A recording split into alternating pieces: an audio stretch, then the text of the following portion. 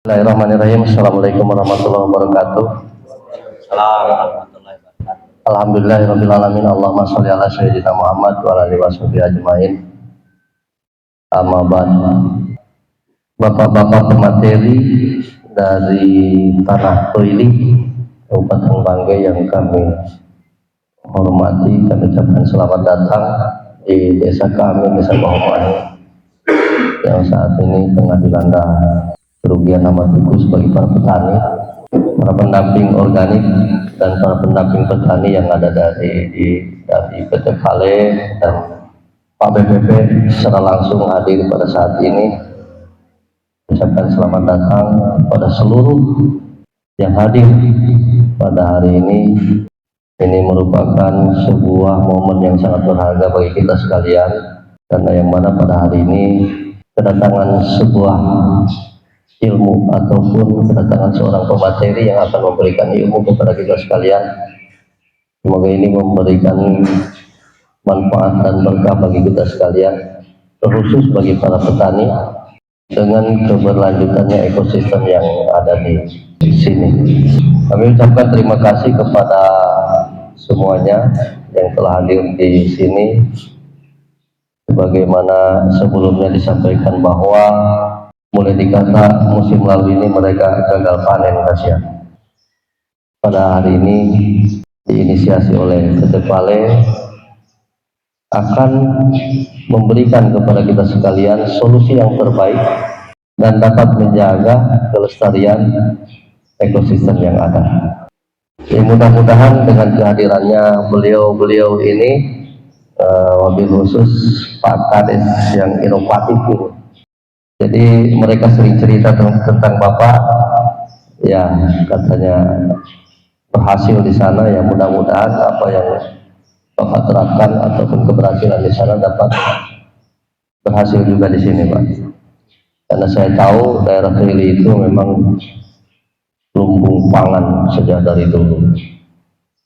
Ya mudah-mudahan lah dengan kehadiran di sini dapat memberikan berkah kepada kita sekalian. Mohon maaf apabila ada kekurangan. Assalamualaikum warahmatullahi wabarakatuh. Bismillahirrahmanirrahim. Assalamualaikum warahmatullahi wabarakatuh. Yang saya hormati Kepala Desa Bahomahi, yang saya hormati Koordinator Aliksa, sehingga kita sempat hadir di tempat ini dalam rangka mengikuti pelatihan pengendalian hama tikus. Izin Pak Kades, ini dari 3 desa ini undangan Bahomahi, Bahomotepe. Harapan saya dengan kegiatan pelatihan ini mudah-mudahan insya Allah untuk pengendalian hama tikus mudah-mudahan kita bisa kendalikan dengan menggunakan burung hantu, karena selama ini segala macam kita lakukan, sudah pemagaran, sudah menggunakan seperti disampaikan tadi, sudah menggunakan racun, sudah ya segala. Karena untuk pengendalian tikus itu berbagai macam banyak cara, tapi yang untuk efektifnya sampai sekarang belum kita dapatkan. Ya mudah-mudahan dengan menggunakan nanti burung hantu ini bisa terkendali. Waalaikumsalam warahmatullahi wabarakatuh. Yang terhormat Bapak Kades, yang dihormati Koordinator BPP, yang kami hormati dari PT Aksa, yang kami hormati gabungan kelompok tani, petani, bapak-bapak, ibu-ibu yang sempat hadir di tempat ini, yang kami tidak hanya menggurui. Dan di sini kita sampaikan pentingnya pertanian ini, pertanian konvensional. Pertanian konvensional, cara pengendalian hama tikus maupun pengendalian OPT, organisme pengganggu tanaman, itu selalu menggunakan racun, ya, sehingga rantai atau siklus kehidupan itu akan putus. Dan tikus yang mati akibat racun itu jadi permasalahan. Itu sifatnya pendendam. Kalau ada yang mati, apalagi itu tikus matinya itu nggak dibuang atau nggak dikubur, nanti teman-temannya datang dan dia mencari bahkan membawa apa yang lain. Ya lanjut ya. Nah ini.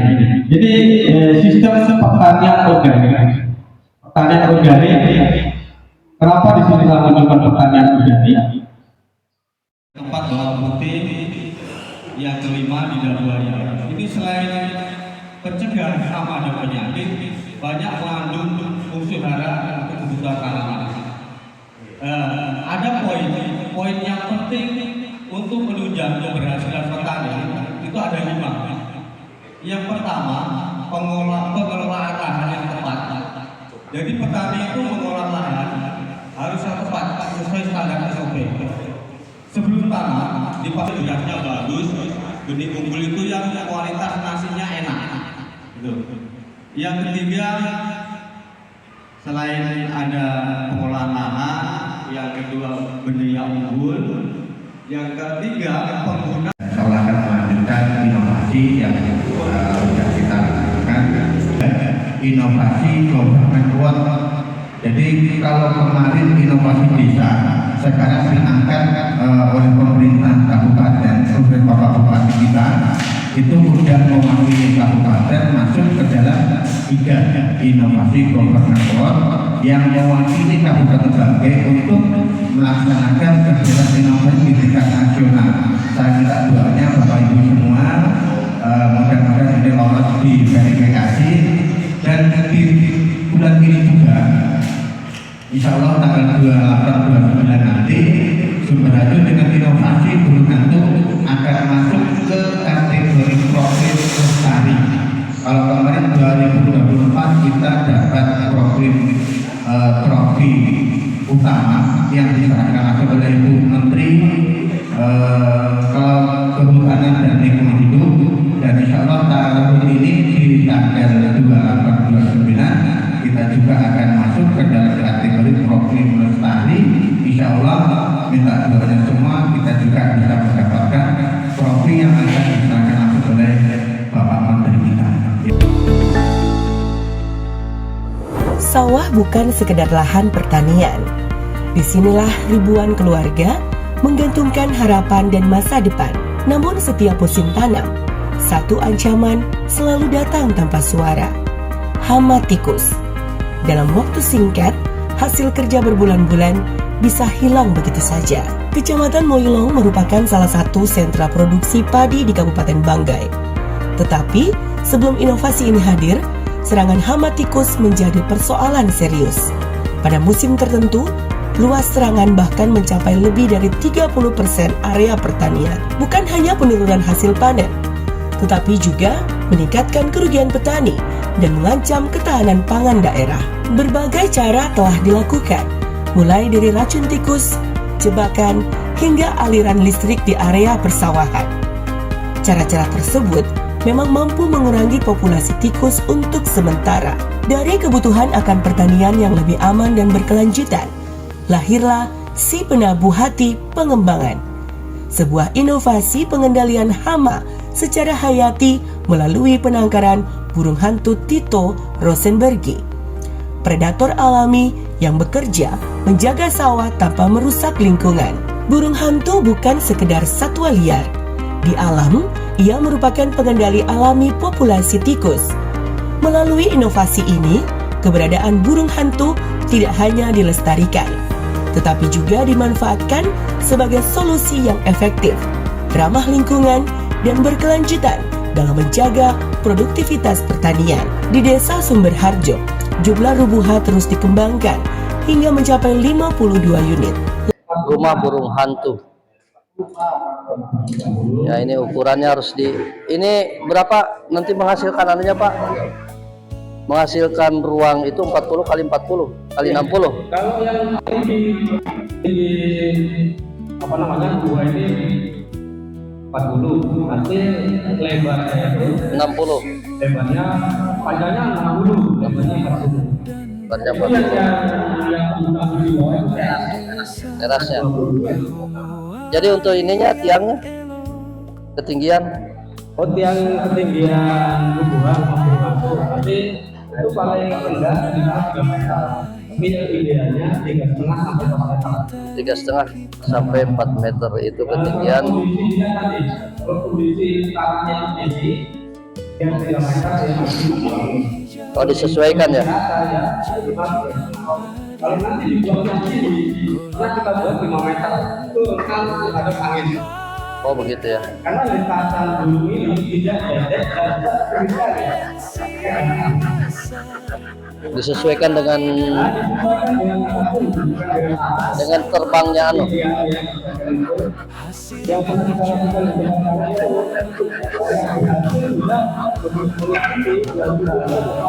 Oh, iya. Beliau dari PT Aliksa, mitra PT Pale. Nah, jadi mereka ini yang hadirkan para pemateri untuk mensosialisasikan pelestarian burung hantu di Desa Bawmuai, khususnya pada umumnya di lingkar PT Pale. Harapannya apa Pak untuk program ini nanti ke depan? Harapannya melihat dengan program ini maupun agenda pelatihan ini merupakan ikhtiar kami bersama dengan petani, karena memang hama tikus ini sebagai hama yang menjadi momok besar bagi petani, karena akibatnya itu bisa lebih parah menggagalkan Gagal panen. hal itu menjadi kekhawatiran mereka, dan ini bersumber juga dari aspirasi petani kepada kami, dan kami pun merespon supaya dapat membantu penanggulangan hama tikus yang ada di sini. Ini berarti rangkaian daripada program organik yang diterapkan di sini. Karena memang pada dasarnya kalau pemanfaatan burung ini kita akan kembali ke ekosistem dan alam akan bekerja.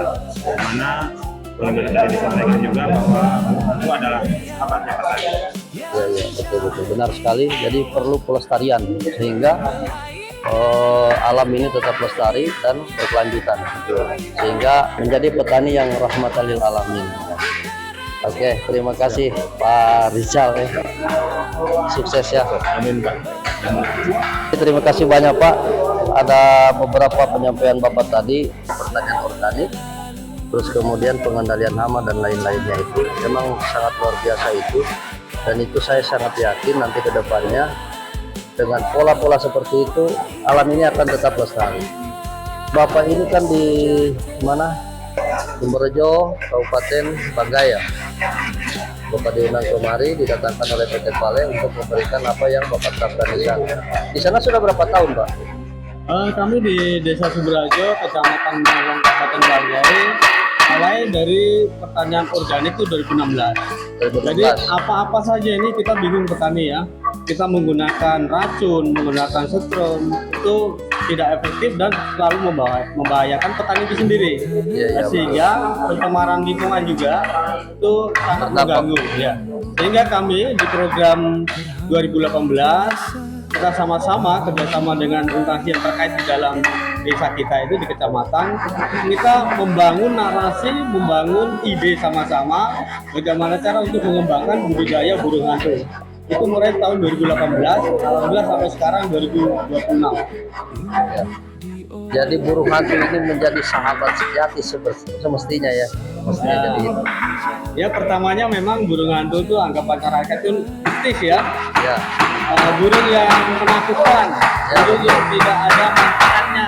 Ternyata setelah kita melakukan investigasi, analisa, pengkajian, kerjasama yang bagus, dan kita kembangkan burung hantu, karena burung hantu sebagai sahabat petani. Jadi ini dengan adanya program seperti itu Pak, semakin membuat kita semakin sadar bahwa apa yang Tuhan ciptakan ini semua berperan sesuai dengan peran masing-masing. Jadi semua bermanfaat. Semua memberikan manfaat bagi kehidupan manusia. Ya betul. Seperti itu.